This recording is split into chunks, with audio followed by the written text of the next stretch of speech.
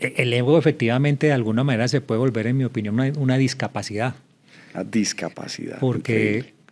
cuando el ego te absorbe, entonces empiezan a ocurrir este tipo de cosas de buscar clones en tu equipo para que aplaudan todo lo que haces, para que refuercen lo fantástico que eres y empiezas a crear una cultura del aplauso. En Claro. la medida que tengas una buena diversidad de pensamiento en el equipo, vas a tener un contrapeso importante al ego.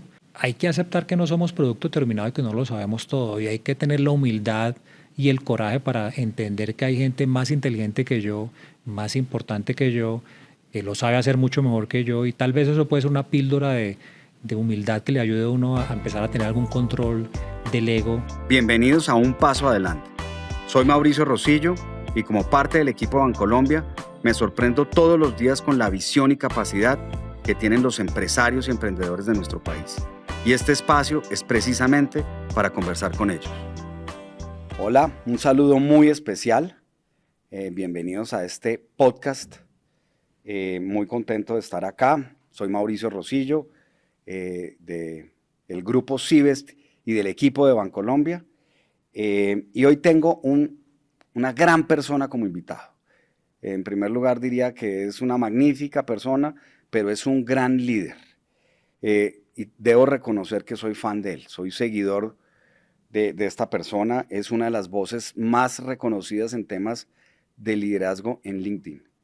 Y tiene una amplia trayectoria en muchos temas, sin duda alguna con un foco en temas de talento humano, de cultura, todo este asunto que es tan importante pues, para el desarrollo de cualquier empresa, de cualquier compañía pública. Más de 20 años de experiencia en estas materias y ha trabajado en muchas compañías multinacionales como Protección, Argos, Gilden, Avon, entre otras, y hoy en día es la cabeza, el Chief Human Resources, eso pues en español es como el vicepresidente de gestión humana, de talento y cultura de Colombina, una empresa que admiramos muchísimo y que también es un gran cliente de Bancolombia. José Echeverry es speaker y mentor de liderazgo y es autor de un libro que ya ha vendido más de 50,000 copias que se llama Liderazgo Imperfecto. La misión de José es conectar los sueños de las empresas con los sueños de los empleados para así sacar lo mejor de las personas y tener resultados sobresalientes en las empresas. Como les mencionaba, es José Echeverry. José, un verdadero placer tenerte acá en Un Paso Adelante. Muchas gracias por esta invitación, Mauricio, y feliz de estar acá. Realmente para mí es un gusto reencontrarnos después de varios años que no nos veíamos y más aún en un espacio tan interesante y positivo y propositivo que me encanta. Entonces, muchas gracias. Con José tuvimos la oportunidad hace unos años de compartir en unas sesiones de inmersión, de capacitación, de aprendizaje en una universidad en España, en el IE, sobre justamente estos temas tan importantes de talento, de liderazgo, de cultura, que son vitales pues, para el desarrollo de una sociedad. Pero yo acabo de contar varias cosas de tu trayectoria profesional que es muy amplia. Me gustaría, José, que nos cuentes un poquito quién es José, cuáles son sus hobbies, cómo está conformada su familia. Cuéntanos un poquito de José. Me encantaría como compartirles varias cosas. Una, soy como curioso por naturaleza, me encanta aprender, leer, descubrir cosas nuevas, experimentar y esa es la razón que me gusta leer mucho. Ahorita te contaba que tengo algunas cosas como rutinas extrañas o no sé si sui generis, pero no veo televisión, entonces los tiempos que no invierto en ese tipo de cosas los invierto para leer y como aprender y probar cosas nuevas. Me encanta el deporte desde muy pequeño. Mis papás me pusieron a hacer deporte y recuerdo mucho que como a los 8 años me regalaron unas zapatillas de atletismo.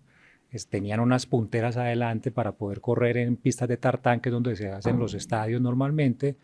Y a raíz de eso yo me soñaba siendo deportista olímpico, corriendo pues ese tipo de carreras. De hecho, mis héroes de esa época era un inglés que se llama Sebastián Coe, que era el campeón olímpico de 1500 metros, y otro que es un cubano que era campeón de 400, 800 metros, también campeón olímpico. Con el tiempo desistí pues de ser atleta olímpico, llegó la adolescencia, entonces llegaron otros tipos de... Hasta ahí llegó el deporte. Hasta ahí llegó el deporte, sigo trotando y es como mi relajación. y es la manera como me desestreso realmente y me encanta hacer deporte, pero especialmente trotar. Estoy casado con Jimena. Jimé es como mi polo a tierra. Voy a cumplir 30 años de casado el próximo mes. Ah, felicitaciones. Estamos en ese con los buenos y los momentos de todo tipo que ocurren en una relación, pero para mí es como mi polo a tierra y ella es psicóloga, yo soy ingeniero, entonces para mí ha sido muy interesante porque de alguna manera tengo mi propio coach interno que me ayuda con muchos temas y por eso para mí es como un polo a tierra, es como mi partner en muchos asuntos y relevante en todo este viaje que hemos vivido como familia. Dos hijos, uno que tiene 23 años, acaba de graduarse de cine, sigue trabajando con el cine y va seguramente a seguir estudiando cine. Y tengo otro de 13 que está con nosotros ahora acá. Ahora que estaba contando la historia, yo siempre aclaro que son del mismo padre y de la misma madre. Hay una distancia importante, pero al final tiene que ver mucho con los viajes, con los movimientos que hemos tenido, que fuimos dilatando todo este Claro, tema hasta todos llegar los sacrificios que hace uno cuando en uno el se mundo mueve. laboral. Entonces, Exactamente. ese es un poquito mi resumen de quién es José más personal. José, tú has tenido la oportunidad de trabajar en muchas compañías multinacionales, de estar en diferentes ciudades, en diferentes países. ¿Por qué no nos cuentas un poquito de todo ese tema y qué aprendizaje has tenido de todo ese tema cultural? Cultural desde la perspectiva de las empresas, pero también de trabajar en otras ciudades, en otros países, que claramente eso pues genera unas competencias y unos desafíos bien importantes. Yo pienso que lo que más me impactó en ese proceso es como que lo aprendí con golpes duros en el camino, es el aprender a respetar las diferencias, porque uno tiende a suponer cuando llegas a una nueva compañía o a un nuevo país, lo que te funcionaba pues es muy sencillo, solo lo replicas en el nuevo lugar para dar resultados. La realidad es que así no funciona. Entonces, llegar a un país nuevo o a una cultura nueva de cualquier índole, ya sea de país o de compañía, implica como quitarte el piloto automático y empezar a desarrollar habilidades de escucha realmente activa para poder entender muy bien las cosas, ser empático para poder comprender que el otro puede que tenga la razón y puedes ver que el equivocado soy yo, entender que hay diferencias religiosas, alimenticias, de todo tipo de diferencias importantes y que no necesariamente como yo lo hago es lo correcto. Puede que lo que hace el otro, como hace el otro las cosas, sea otra manera de lograr resultados. Entonces, eh, pienso que abrir la mente es tal vez el aprendizaje más grande porque implica efectivamente eso, aprender a respetar esas diferencias y entender que hay muchas maneras de conseguir las cosas, de lograr resultados y que uno es el que tiene que adaptarse, no la otra gente adaptarse a uno, porque no va a ser realista que eso vaya a suceder. Entonces, no puede uno caer en la trampa de criticar o cuestionar todas las cosas que uno ve que son distintas a las que uno está acostumbrado por sus creencias religiosas, de país, de idioma, de lo que fuera, sino entender que efectivamente el que seamos distintos es lo que da realmente como la riqueza de tomar mejores decisiones, tener acceso a información y aprender a cuestionarte la verdad de lo que tú consideras tu verdad. Yo inclusive lo veo mucho con mis hijos que les ha tocado, por supuesto, vivir este proceso de estar como nómadas en algunos momentos, pero yo me siento muy orgulloso de verlos hoy como ellos son capaces de respetar las personas sin importar realmente quién es la persona y cosas tan básicas como que ellos no preguntan, no hacen preguntas a las personas que conocen, como por ejemplo de dónde son o quién es el nombre del padre o la madre, o qué hace tu padre o qué hace tu madre, o dónde vives. Esas preguntas mis hijos no las hacen. Ellos se preocupan por preguntar a la persona un poco más de qué le gusta, qué no le gusta Sí, ¿quién es? y quién es la persona. Sí, sí, sí, Entonces, sí. a mí me impacta verlos porque las preguntas que hay son distintas, no necesariamente porque sean más inteligentes, simplemente porque les ha tocado ser o vivir este proceso con nosotros y han aprendido a entender que efectivamente somos distintos, pero que eso genera riqueza, no es un tema de criticar o cuestionar y tratar de que la gente sea como uno. Entonces, esa apertura mental para ver las diferencias me parece que es lo más relevante. Miren estas lecciones tan interesantes. Apertura mental. Apreciar las diferencias y tener apertura también a las diferencias. Y un tema que también mencionaste, José, que es muy importante, que es la adaptación. Acá en Bancolombia esa adaptación le decimos mentalidad en movimiento, porque el mundo está cambiando, hay incertidumbre, volatilidad, y uno tiene que irse adaptando permanentemente. Eso pues es una realidad. Bueno, José, como podrán darse cuenta, es caleño. Cuando estuve preparando, José, esta conversación, me llamó particularmente la atención una reflexión tuya en donde reconocías haber transitado por una etapa como ese líder que nadie quiere tener. Ujú.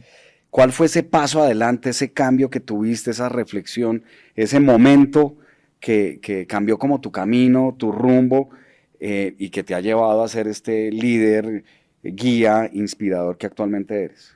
Hubo puntos de quiebre importantes en mi vida personal y profesional, porque yo creo que está conectada las dos cosas, no las puede uno separar y en ese momento, después de varios fracasos profesionales que mi carrera se estancó, eh, empecé a buscar culpables de mi mala suerte, de por qué no tenía más oportunidades de seguir creciendo. Y bueno, empezar a culpar el universo de todo lo que me ocurría, de mis fracasos de alguna manera. Pero hubo un momento que se agotaron los culpables, ya no había a quién más culpar. Entonces, cuando llegó ese instante de que no había a quién más culpar, pues entendí que efectivamente el responsable era yo. Entonces eso me generó como dos grandes temas o varios temas de reflexión de puntos de quiebre y es el primero, entender que el dueño de mi carrera y de mi desarrollo personal y profesional era yo. Yo tenía que ser el protagonista, no podía esperar a que alguien más fuera el que me guiara o me ayudara o me abriera caminos. Por supuesto, uno requiere apoyos y requiere mentores y todo este tipo de cosas que son fundamentales, pero al final yo tenía que ser el protagonista, entonces yo creo que eso me llevó como a hacerme cargo de mi proceso y a enfrentarlo. Y el otro tema es que yo quería seguir creciendo. Tenía en ese momento ambición de crecer a cargos directivos. Y entonces entendí que si quería llegar a ese tipo de posición o seguir creciendo, pues efectivamente tenía una brecha muy importante alrededor de eh, algunas personas que había gestionado bien, pero había dejado algunas cicatrices en muchas personas en el camino de las cuales no me sentía orgulloso y eso implicaba empezar a evolucionar o tratar de buscar ser como mi mejor versión como líder, como con mis luces y con mis sombras, pero buscar como ser la mejor versión de mí mismo, como, tal cual como era. Y ahí arranqué como todo este viaje, empezar a leer, a estudiar, a practicar, a buscar personas que fueran como ejemplo, que me pudieran ayudar. También ver personas que no eran ejemplo para no hacer esas conductas de alguna manera y ahí arranco como todo este viaje que para mí no termina y que es difícil en algunos momentos porque para mí esto yo lo veo como la analogía cuando uno se mira al espejo. Sí, Entonces si uno va para una gran fiesta en la cual se pone uno el smoking recién salido de la ducha, una buena fragancia, un smoking lindo, para el podcast, por por ejemplo. ejemplo, para el podcast, pero hay días que uno se levanta, va al espejo y se ve con ojeras, Sí, despeinado, de pronto la ropa un poco desaliñada, sí, y eso es difícil porque al final, y eso es lo que vivimos los líderes, todos los días tenemos que salir a vernos al espejo y hay veces estamos muy lindos, muy total. bien, impolutos, pero hay otros momentos que está como mal la cosa. Y poder hacer esa reflexión constante, yo pienso que es parte del proceso que tenemos que vivir o que yo procuro vivir, cuestionándome mucho qué está saliendo bien para uno seguir repitiéndolo, pero también ser autocrítico, decir, venga, ¿qué estoy haciendo mal para controlar un poco o gestionar esas sombras que todos tenemos, que son inevitables? Sí, maravilloso. Además traes tú a colación un tema pues que es el crecimiento constante que tenemos pues como seres humanos y como profesionales. José, yo debo confesarte, te lo decía ahorita, pero yo soy uno de tus fervientes seguidores en LinkedIn. Me nutro permanentemente de todas las cosas que publicas. La verdad son análisis muy profundos, muy reflexivos. Traes unas píldoras además súper concretas que la verdad conectan de una forma y la verdad pues me generan mucho valor. Hoy en día José tiene 160.000 seguidores en LinkedIn. Fue rankeado hace poco en el top 10 de LinkedIn en Hispanoamérica.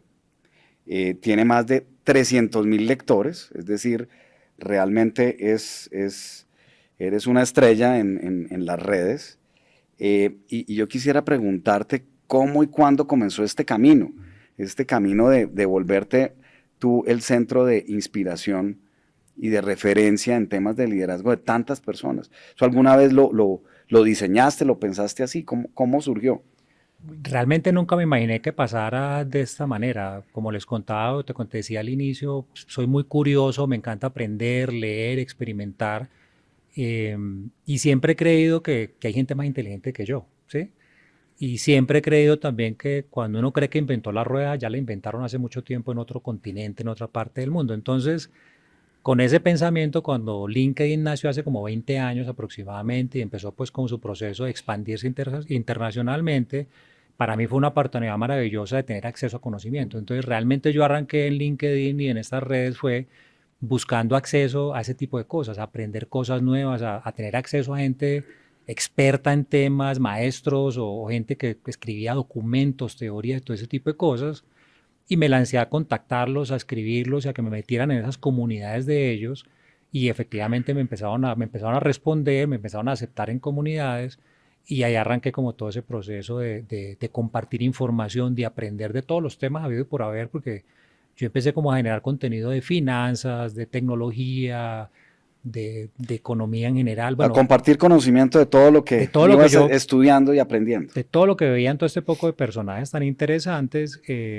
Y también empecé a hacer experimentos con varios de ellos, que fue algo, una ganancia como colateral inicialmente, y es que, claro, había gente que me decía, no sé, en Latinoamérica nos gustaría, no tenemos acceso a información, nos gustaría probar o testear X cosa, usted se arriesga. Y yo decía, pues por supuesto que me arriesgo. Entonces empezaba a probar cosas con personas como de otros continentes. Y luego ese voz a voz empezó a como generar conexiones con otras personas que me llamaban a decirme, eh, nos contaron que tú tienes alguna información o existe un experimento en X cosa, entonces yo les mandaba la información y luego ese voz a voz empezó como a tomar más fuerza, empecé a publicar como contenido más focalizado, un poco más ordenado y luego empezó pues a generar la comunidad que hoy tengo, pero realmente nunca fue pensado en tener seguidores o comunidad, fue pensado y todavía lo sigo haciendo de esa manera, es cómo acceder a conocimiento y cómo probar, experimentar y aprender cosas nuevas. Compartir conocimiento, ayudarle a las personas, generar de esa forma, de cierta forma, desarrollo social, desarrollo económico. Sí, lo hablábamos hace un rato y es que yo también soy un convencido que los que tenemos estas posiciones de privilegio, con acceso a información privilegiada, que no necesariamente todo el mundo tiene acceso, tenemos que buscar una manera de retribuirle a la sociedad lo que tenemos. Porque en la medida que podamos retribuir a la comunidad o a la sociedad conocimiento, experiencias que les pueda servir para mejorar en una pyme o personas que no tienen acceso a lo que para nosotros puede ser medio obvio, pues vamos a tener una mejor sociedad. Y si tenemos una mejor sociedad, pues nuestros hijos van a tener un mejor lugar para vivir también y vamos a estar mejor todos. Yo pienso que son más las cosas positivas que existen y que podemos apoyar a la gente de manera directa o indirecta y esto es una manera, de alguna forma, de retribuir a la sociedad o a la comunidad que podemos hacer cosas buenas y hay más gente buena que gente mala, la verdad. Como lo decía José al principio, escribiste recientemente el libro Liderazgo Imperfecto. ¿De dónde surgió esa idea? Es decir, ¿cómo te surgió? ¿Cuánto tiempo te demoraste? Primero, hablemos un poquito de la idea, de esa concepción. Fue un accidente como muchas cosas que me pasan a mí por experimentar, digámoslo así. Entonces se juntaron como varios momentos interesantes o positivos que convergieron. Uno fue el hecho de que nos reuníamos con amigos a conversar como conversamos tú y yo en este momento acerca de las historias que nos pasan en el mundo corporativo, que son muchas, algunas inclusive hasta bizarras, otras graciosas, divertidas, en fin. Y en esas conversaciones con alguna vida espirituosa, pues siempre mencionábamos, hay que escribir eso, José, tú que copias todo y que escribes todo, escribilo. Eh, y en paralelo también se juntó con el hecho de que de alguna manera yo también quería que a la gente no le pasara lo que me pasaba a mí, en el sentido de que a mí me hubiera gustado que me dieran algunos tips básicos, sencillos, para evitar cometer errores tan básicos que cometí como líder, que era penoso pues y que me los pude haber evitado. Entonces era también cómo darle herramientas a la gente para que pudiera vivir su proceso de liderazgo de una mejor manera.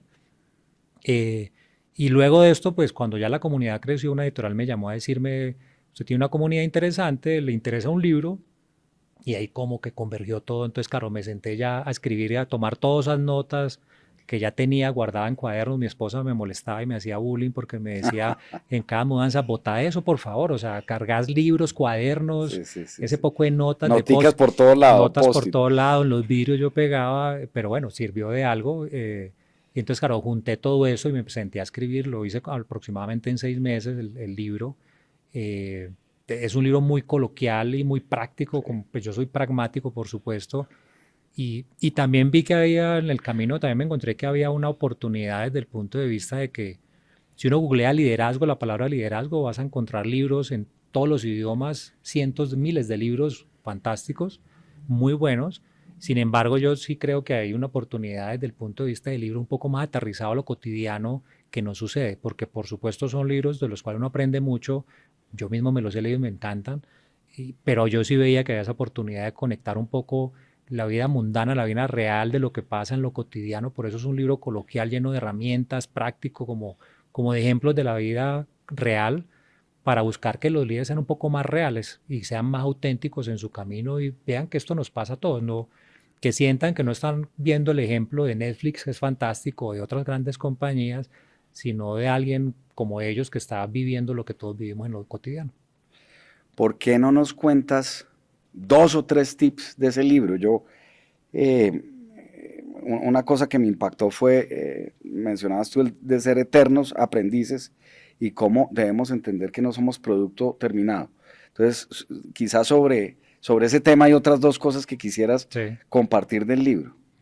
Sí, el eterno aprendiz hace parte, es un capítulo literal del libro. El eterno aprendiz significa aceptar con humildad que no vamos a lograr saberlo todo. Aceptar que efectivamente lo que sabemos hoy puede que mañana no sea cierto. Lo que es nuestra verdad hoy puede que mañana no lo sea. Y eso de alguna manera es aceptar que efectivamente esto es un asunto de aprender, desaprender y reaprender constantemente un viaje que no termina. Entonces eso significa ser eterno aprendiz y es relevante sobre todo para estos roles de liderazgo porque hay veces llegamos a estos roles y creemos que todo lo sabemos. Y cuando nuestros equipos nos preguntan por algo, hay veces inclusive, y no sabemos, inclusive damos una respuesta clásica de consultor y es contrapreguntar, ¿y tú qué opinas? En vez de aceptar que no sé y que tal vez otro tiene una mejor opción o una mejor solución, y se vale decir no sé, porque Se vale, efectivamente no lo sabemos todo. es así. Porque en el momento que empezamos como jefes o como líderes a pretender dar ese imaginario de que lo sabemos todos, es el preciso momento donde empezamos a cavar un hueco tan hondo, un hoyo tan hondo, del que se va a hacer muy difícil salir, porque estamos convencidos de que lo que sabemos es lo cierto y solo vamos a buscar personas que reafirmen lo que yo sé. Que eso de hecho se llama, hay una teoría que se llama la teoría de Procusto, que tiene que ver con todos estos temas justamente, y es que terminas buscando quien refuerce la verdad. Y para hacerlo coloquial, esto en términos típicos, esto lo que pasa es cuando a mi jefe le gusta, mi jefe le gusta, a mí me encanta. Entonces se vuelve un monólogo. Pero Claro. tiene que ver cuando te vuelves un producto terminado, empiezas a generar esta situación. Entonces, ser eterno aprendiz es como yo acepto esa realidad, entiendo que efectivamente las cosas van cambiando y evolucionan en el mundo y debo estar constantemente abierto a aprender nuevas cosas. Y hay un elemento crítico en ser eterno aprendiz y esa es una palabra que es el error, porque el error los hemos estigmatizado como algo negativo, como un fracaso fatal de alguna manera. Sin embargo, la realidad es que el error hay que resignificarlo y entender que es como la mejor fuente de aprendizaje. Aprendemos equivocándonos, desde niños aprendemos a montar bicicleta cayéndonos, no aprendemos a montar bicicleta sin caernos, no aprendemos a nadar sin tomar algo de agua en un momento. Y así funciona la vida. De hecho, a mí cuando alguien me dice que no se equivocó nunca, me preocupa porque o no es consciente del asunto, porque errar es humano y es lo que debe suceder, eh, sino que realmente hay que entender que el problema no es el error, el problema es no aprender de los errores, el problema es negar el error o esconderlo, el problema es negarlo o esconderlo por miedo a ser descalificado. Entonces, la palabra clave también en el tema de eterno aprendiz, en mi opinión, es como entender que el error es parte del proceso y que si quiero ser una cultura innovadora, tengo que entrar en el modo de experimentación y cuando experimentas te equivocas y tienes que escoger unos métodos para lograrlo, pero el error es una maravilla y es parte del proceso, pero tenemos un estigma muy grande y cuando lo estigmatizamos negativamente, entonces empezamos a crear estos productos terminados. Es increíble. Hace poco escuchaba una conversación, una charla de Derek Jeter. No sé si sabes quién es. Fue el capitán durante mucho tiempo del equipo de béisbol de los Yankees de Nueva York. Y realmente pues es un ícono en todos los temas de béisbol, de deporte, de emprendimiento. Y justamente habla de lo que mencionas, del error. y decía, él está en el Hall de la Fama, pues en temas de béisbol, y tiene un promedio como de 3 sobre 10 en hits. Y decía, una persona pues que está en el Hall de la Fama y 3 veces lograba el hit de 10. Eso ejemplifica mucho Mm. pues el tema del error que tú estás mencionando. Eh, Oye, muchos profesionales, muchos jóvenes aspiran a tener posiciones de liderazgo en el sector privado, en el sector público, en los emprendimientos, en diferentes cosas que hacen, pero no necesariamente dimensionan lo que implica y lo que lleva, lo que conlleva los sacrificios que implica el liderazgo. Eh, ¿Cuál crees tú que ha sido la mayor dificultad o reto que has tenido tú en tu rol como líder y qué quisieras como decirle a todos esos jóvenes que tienen esa ambición?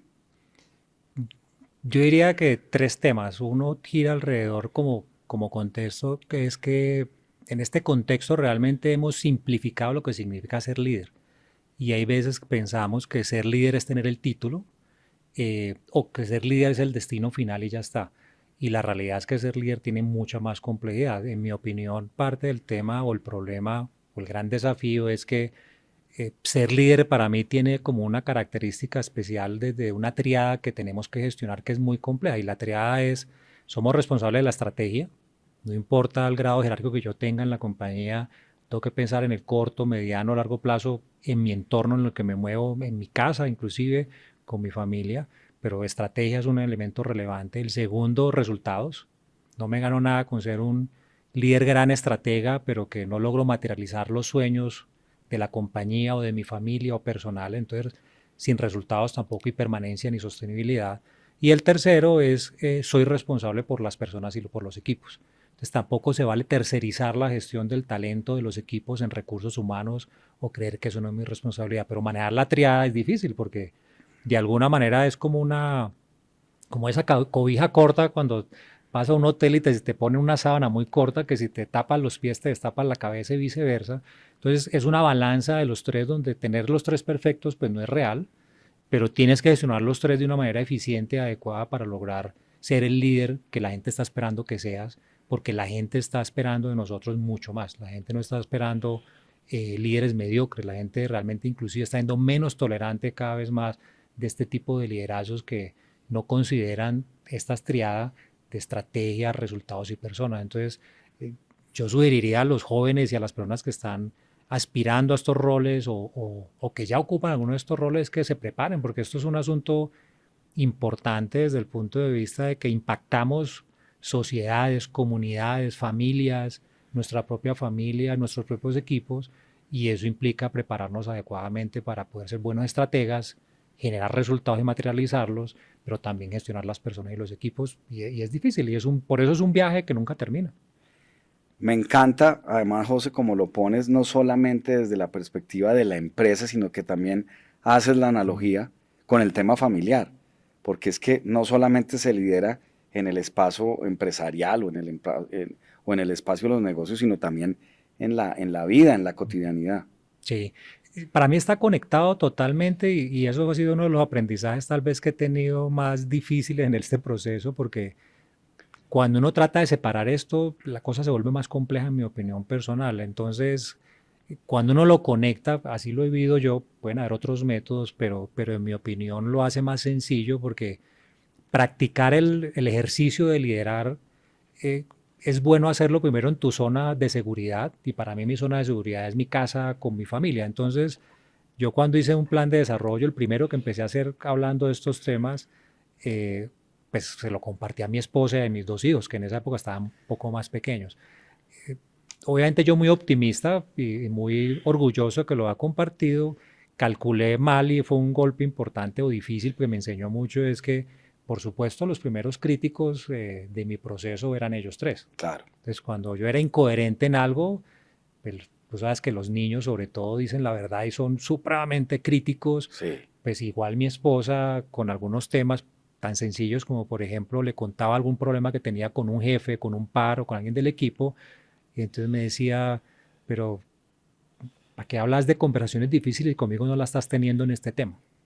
Entonces las conversaciones y las prácticas de liderazgo yo las empecé a hacer en mi casa y soy un convencido de que uno tiene que buscar mecanismos de comprender que tiene que ser un solo líder en todos los aspectos y en todos los entornos. Entonces, si uno trata de hacerlo distinto en diferentes aspectos, yo pienso que es mucho más difícil. Si uno empieza a hacerlo con un solo hilo conductor, de alguna manera se vuelve más fácil y más natural y fluye uno más espontáneamente. Y además las rutinas que uno tiene que empezar a desarrollar y los hábitos que tenés que desarrollar se vuelven también mucho más cotidianos y mucho más constantes y consistentes con unos críticos mucho más ácidos. Claro, y además, como tú lo dices, es que el liderazgo es integral. Es decir, uno no puede dividir a la persona en diferentes dimensiones.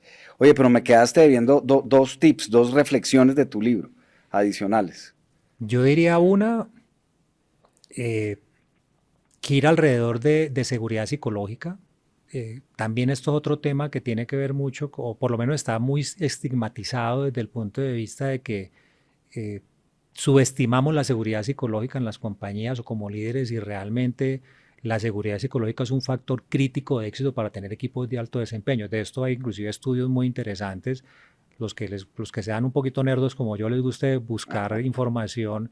Google hizo un proyecto que se llama el proyecto Aristóteles, donde estudió este tema y encontraron que la diferencia entre unos equipos de altísimo desempeño que exigían los resultados y los que no era el tema de seguridad psicológica. Pero puntualmente la seguridad psicológica es yo como líder entiendo que tengo que buscar la forma para que las personas se sientan cómodas y seguras para hablar de los diferentes temas, para desafiarte con respeto, para cuestionarte con respeto o para poder aceptar la diferencia alrededor de opiniones y de criterios, porque es el único camino para poder encontrar las mejores decisiones o poder planearlo en todos los escenarios posibles que pueden ocurrir. Entonces, la seguridad psicológica es difícil porque de alguna manera crear estos espacios no es tan sencillo porque parte de la confianza y tiene que ocurrir una serie de situaciones, pero si yo como líder logro desarrollarla, realmente voy a empezar a generar unas conexiones distintas y unos resultados diferentes en los equipos. Entonces yo diría que un punto importante es seguridad psicológica, entendida de esa forma, porque no es o no significa poner la gente en algodón, Sí, no es significa hablarle bonito a las personas, tampoco,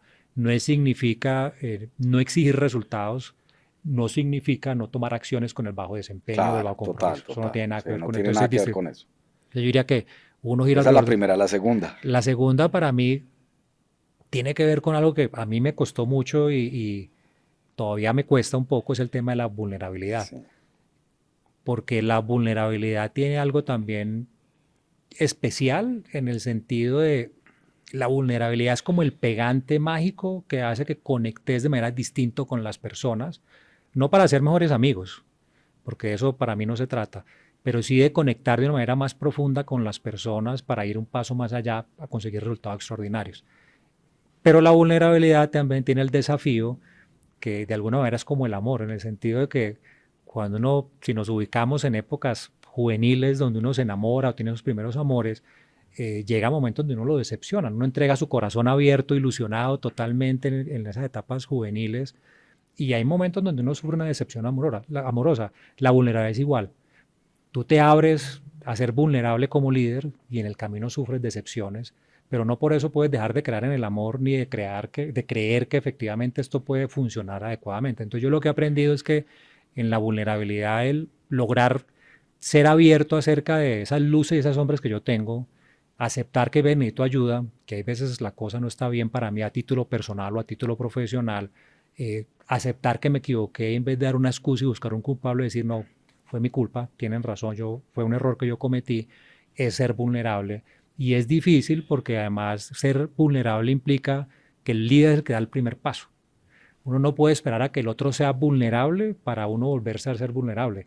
Uno tiene que dar el primer paso, el salto de fe a ser vulnerable, sufrir algunas decepciones, pero es la única manera que la otra persona pueda ser vulnerable en el lugar de trabajo. No hay otra forma de hacerlo definitivamente. De eso también hay mucha literatura, hay muchos autores famosos con estudios de caso, pero yo pienso que un tip interesante es la vulnerabilidad, es esa magia que conecta de manera distinta a las personas y crea unos ambientes realmente diferentes que perduran en el tiempo, no siendo mejores amigos.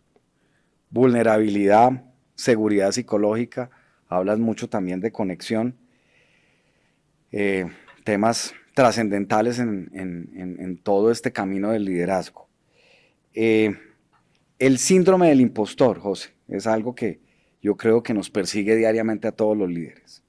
¿Qué consejo nos darías pues para manejar esos momentos en donde podemos decir, oiga, no soy capaz, no puedo dar eso, no tengo las competencias pues para ese reto? ¿Cómo manejar esas situaciones que ocurren tan cotidianamente? Yo arrancaría diciendo que el síndrome del impostor es algo más común de lo que la gente se imagina. No sé si saben, pero hay estudios también muy interesantes. Hay uno relativamente reciente que habla que el 70% de los ejecutivos exitosos Sí. ha sufrido en algún momento de su vida el síndrome del impostor. Entonces estamos hablando de que es algo más común de lo que nos imaginamos. O sea, no es que le pase a ellos o a ellas y a mí no me pasa. Entonces, con esto lo que quiero decir que el primer tip es aceptar que puede que lo tengamos o que lo estamos viviendo en ese momento, porque en la medida que yo lo oculto, más dramático se vuelve el síndrome del impostor. Entonces, lo primero es tener el coraje o la valentía de decir, aquí tal vez estoy viviendo el síndrome del impostor. Lo segundo es hacer la lista o hacer algunos rituales sencillos como hacer la lista de los logros para poder uno, no para sumar al ego, sino para ayudar a la autoestima de que efectivamente tenemos momentos positivos y que tal vez haciendo mi lista de logros puedo sacar elementos que me pueden ayudar a superar ese momento del síndrome del impostor que puede ser causado por muchas razones, incluyendo un fracaso que esté uno viviendo. El tercero para mí puede ser el hecho de cómo yo separo lo que yo soy como ser humano de un fracaso o de esa situación que estoy viviendo, porque yo no soy como ser humano ese fracaso como tampoco soy ese éxito. Tenemos mucho fracaso y tenemos muchos éxitos, pero hay que separar un poco de eso para no entrar en esta dinámica de creer que yo soy ese fracaso que sucedió. Yo no soy eso, eso es una cosa que tengo que aprender o que tendré que corregir, pero hay que separar eso. Y yo diría que otro puede ser alrededor de cómo empiezo a trabajar de una manera proactiva de buscar retroalimentación constructiva que me permita comprender las cosas en un contexto más amplio. Porque si no, uno cuando está con el síndrome del impostor cae muy rápido en la autoflagelación. Claro. Entonces se autoflagela uno Sí. Y uno entra y Sí, busca y se quién, afecta la autoestima. y se es afecta decir, la autoestima y uno busca y el- quién le ayuda a autoflagelarse además más Sí. y a victimizarse y eso es un círculo vicioso Círculo que no vicioso. funciona. Entonces hay que buscar retroalimentación constructiva para mirar un poco las cosas en perspectiva y poder ir saliendo del síndrome del impostor. Otra pregunta, José, en tu experiencia, el tema del ego, y sé que has publicado muchas cosas sobre el tema del ego, que el ego, pues muchas veces es el gran enemigo del liderazgo. ¿Qué reflexiones nos trae sobre el tema? Eso es un súper tema. El ego efectivamente de alguna manera se puede volver, en mi opinión, una discapacidad, La discapacidad, porque increíble. cuando el ego te absorbe, entonces empiezan a ocurrir este tipo de cosas de buscar clones en tu equipo para que aplaudan todo lo que haces, para que refuercen lo fantástico que eres y empieza a crear una cultura del aplauso, de la feria del aplauso, donde todo el mundo te aplaude porque pues eres fantástico, maravilloso, un superhéroe. Entonces eso es un tema complejo desde ese punto de vista y por eso yo busco, en mi caso personal, hay muchas maneras sin lugar a dudas, pero yo busco siempre armar equipos disfuncionales, Ujú. porque cuando tienes equipos disfuncionales, la probabilidad de que te digan las cosas malas que estás haciendo o te digan puntos de vista diferentes que te contrasten con ese ego es muy alta. Entonces, más allá de que busques o no busques equipos disfuncionales, el punto es que hay que estar muy alerta de no crear equipos de clones o contratar o armar equipos de clones porque eso no ayuda, sino que te refuerza el ego. Claro. En la medida que tengas una buena diversidad de pensamiento en el equipo, vas a tener un contrapeso importante al ego. Sí, obviamente si le das la voz a esas personas para que puedan hablar. Y el otro punto importante conecta con lo que habíamos hablado al inicio y es que hay que aceptar que no somos producto terminado y que no lo sabemos todo y hay que tener la humildad y el coraje para entender que hay gente más inteligente que yo, más importante que yo, que lo sabe hacer mucho mejor que yo y tal vez eso puede ser una píldora de humildad que le ayude a uno a empezar a tener algún control del ego que viene de muchas cosas y los que son psicólogos o antropólogos, eso tiene unas raíces mucho más fuertes sin lugar a dudas, pero digamos que en el mundo corporativo yo lo veo de esa manera. Uno de los antídotos para el ego, diversidad de pensamiento en los equipos. Maravilloso. Una pregunta final, José, la verdad ha sido una conversación fantástica. Y yo quisiera que le dijeras a las personas que nos escuchan, que nos ven, no solamente a los jóvenes, a todas las personas que tienen retos de liderazgo, entendiendo además que también hay diferentes estilos de liderazgo. ¿Qué consejo les dirías para definir el tipo de liderazgo? Si es un liderazgo por influencia, si es un liderazgo carismático, si es un liderazgo... ¿Cómo la persona encuentra el tipo de líder que quiere ser?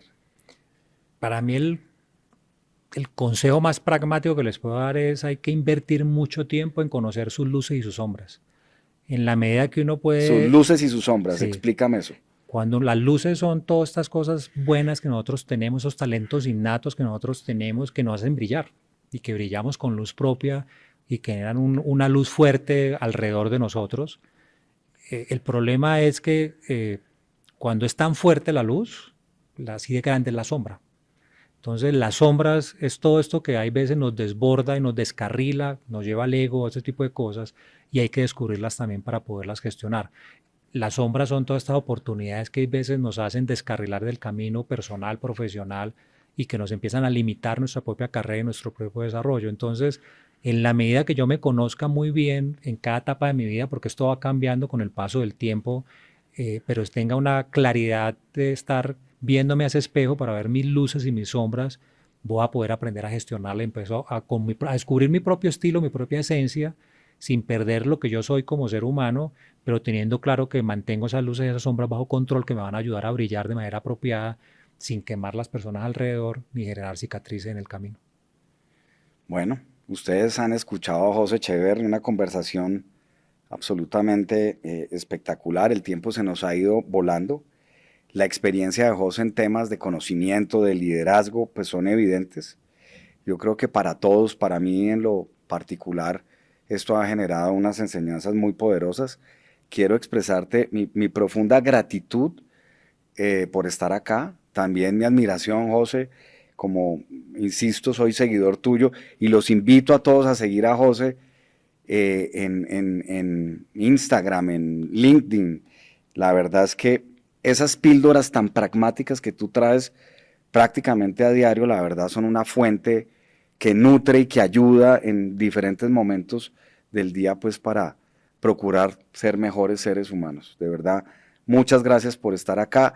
Tú eres de esas personas que va un paso adelante generando todas estas reflexiones en materia de liderazgo para que tengamos un país y una sociedad mejor. Muchas gracias, José. No, muchas gracias a ti por este espacio, porque lo hemos hablado, es en la medida que podamos brindar oportunidad a las personas a acceder a conocimiento, a ver que hay maneras distintas de poder lograr las cosas positivas, vamos a tener una mejor sociedad y me alegra mucho poder estar acá contigo. Muchas gracias, nos vemos próximamente.